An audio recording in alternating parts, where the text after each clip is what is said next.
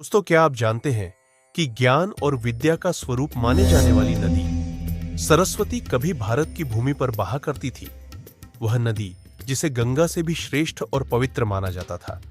लेकिन सवाल यह है कि आखिर क्यों यह नदी अपने उद्गम स्थल से निकलकर कुछ किलोमीटर बहने के बाद लुप्त हो जाती है। इसके पीछे पौराणिक और वैज्ञानिक दो अलग अलग कारण है। तो चलिए इन्हीं दो पालियों को जानने की कोशिश करेंगे।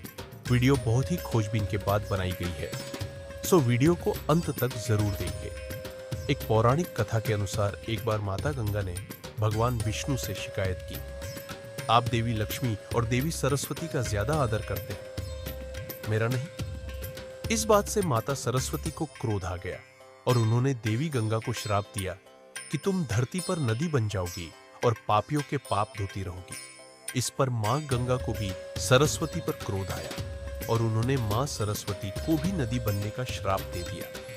इसी श्राप के कारण दोनों देवियों को धरती पर नदी के रूप में अवतरित होना पड़ा। विधि का विधान यह था, इन दो नदियों के कारण धरती पर रहने वाले जीवों का कल्याण होना था। मगर बात यह है, सरस्वती नदी लुप्त हुई कहते हैं। जब पांडव वनवास में थे तो उन्हें सरस्वती नदी पार करनी थी। उन्होंने मां सरस्वती से नदी पार जाने के लिए रास्ता मांगा। इस पर सरस्वती ने इनकार कर दिया। इस बात पर गुस्सा होकर भीम ने नदी के ऊपर बड़ा पहाड़ डाला। इस प्रहार के कारण सरस्वती नदी वहीं से पाताल में चली गई। भीम ने नदी के ऊपर डाला, पहाड़ आज भी मौजूद है। इससे यह कहानी सच प्रतीत होती है।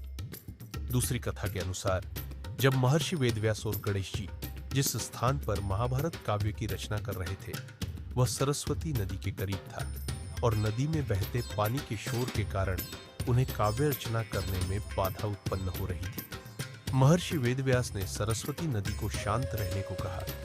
इस पर माता सरस्वती ने कहा कि बहते पानी को रोका नहीं जा सकता। मैं अगर रुक गई तो मेरे पानी में रहने वाले लाखों जीव मर जाएंगे।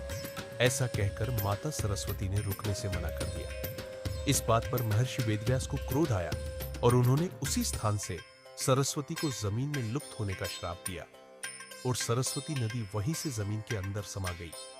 विज्ञान के अनुसार धरती के टेक्टोनिक प्लेट्स के हलचल और क्लाइमेट चेंज के कारण सरस्वती नदी जमीन में समा गई और आज भी जमीन के नीचे से बह रही है। दोस्तों, कमेंट में जय मां सरस्वती जरूर लिखें।